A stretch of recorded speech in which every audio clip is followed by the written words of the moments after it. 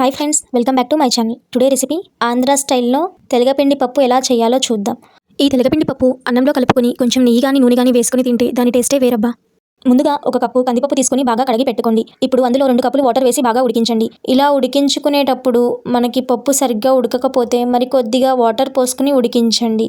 నేను చూపించిన విధంగా పప్పు ఇలా పొలుకుగా ఉడికితే సరిపోతుంది. ఒక 90% వరకు ఉడికితే టేస్ట్ చాలా బాగుంటుంది. ఇప్పుడు ఇందులో పావు స్పూన్ పసుపు, 1 స్పూన్ కారం, అలాగే మీ రుచికి సరిపడా ఉప్పు వేసి బాగా కలపండి. ఇలా కలుపుకున్న తరువాత ఇందులో ఒక 25 గ్రామ్స్ తెలగపిండిని వేసి బాగా కలపండి. ఇది మీకు ఎక్కడ సూపర్ మార్కెట్లో అయినా దొరుకుతుంది. ఆషాఢ మాసంలో తింటే చాలా మంచిదని పెద్దలు చెబుతారు. ఈ విధంగా తెలగపిండి పప్పు బాగా కలుపుకున్న తర్వాత మనం తాలింపు వేసుకోవాలి. తాలింపు దినుసులన్నీ వేసి ఒక్కసారి వేయించుకున్న తర్వాత మనం చేసి పెట్టుకున్న పప్పు తెలగపిండిని వేసి బాగా కలుపుకోవాలి. అంతేనండి, ఎంతో రుచికరమైన ఆరోగ్యకరమైన తెలగపిండి పప్పు రెడీ.